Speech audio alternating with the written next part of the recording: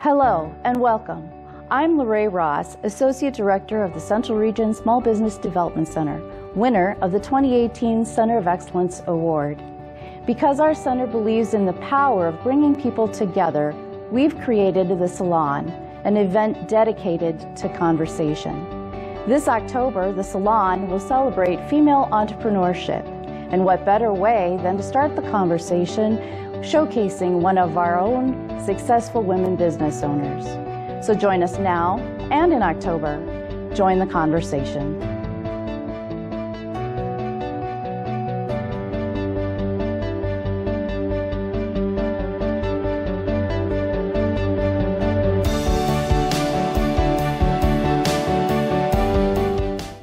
Going to the banks and trying to get a loan for the remodel was very difficult.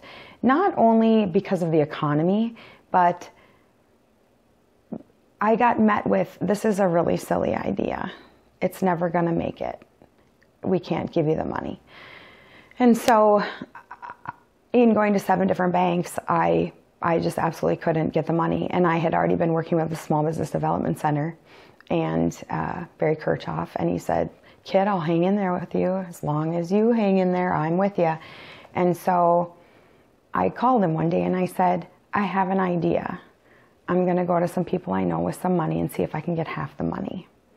And he kind of said, "Okay, that sounds great, Amy. If anybody can do it, you can do it." So I went and visited 5 people I knew and I said, "I need $10,000 from you and I will give you 7% of my business."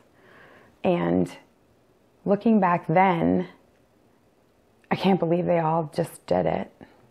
And they were wonderful about it. They stayed very silent in what we did. And I said, "I'll pay you back in 5 years." And so I went back to the bank and I fanned out 5 checks for $10,000. And I said, "Now give me the other half." And they said, "Okay." So that was my biggest hurdle, was getting the money to get started. And so having 5 more people on board that were supportive and not intrusive was huge. So I kind of went the Shark Tank route before there was Shark Tank. Yeah.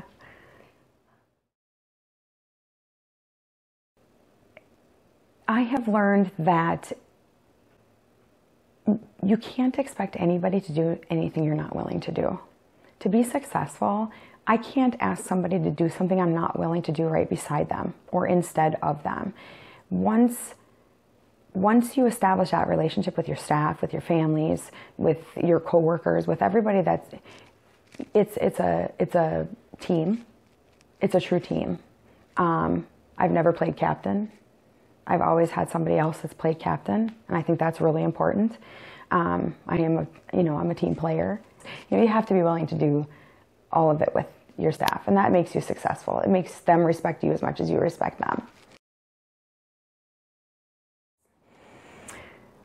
I didn't know what resources there were for me when I first started this journey. I just started doing a lot of research. 10 years ago, the online research was minimal, and we've come a long way with that. And so the most research I had to start with was childcare, Minnesota Rule 3, and learning that.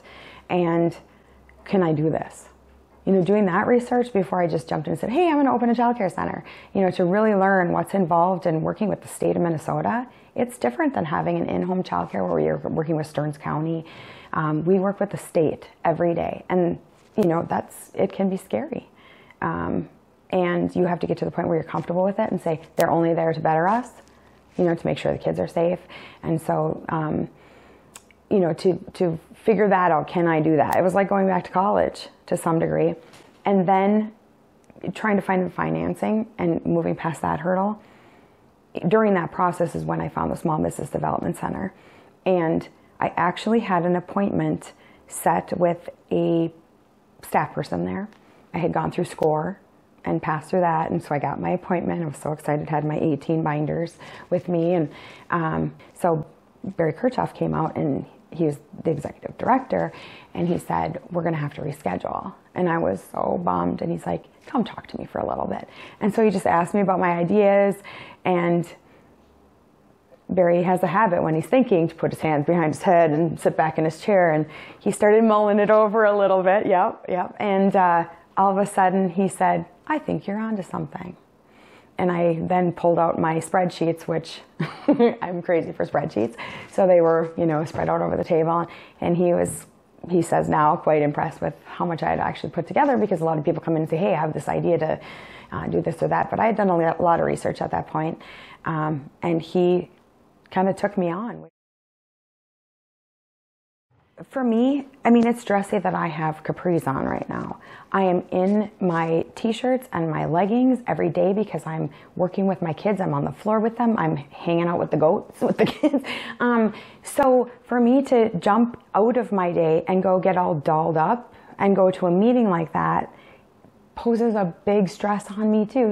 So the cliquey part of what you say, I get that too, because I'm not always at my best. I'm not always professional looking because my profession doesn't need that or want that.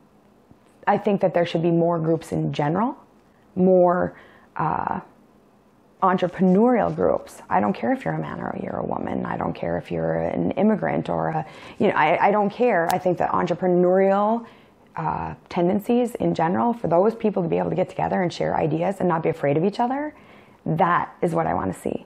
I want to see people getting together that takes away the inner competition of everything. That we're there to support each other, just in general as small business owners. I would love to be a bigger part of a supportive entrepreneurial group. I think that empowering women to be a bigger part of, to just say what they want to say instead of having to hold back and my time will come. Get out there and roar. Mm-hmm. It doesn't matter if you're a man or you're a woman. Get out there and roar. You can do it.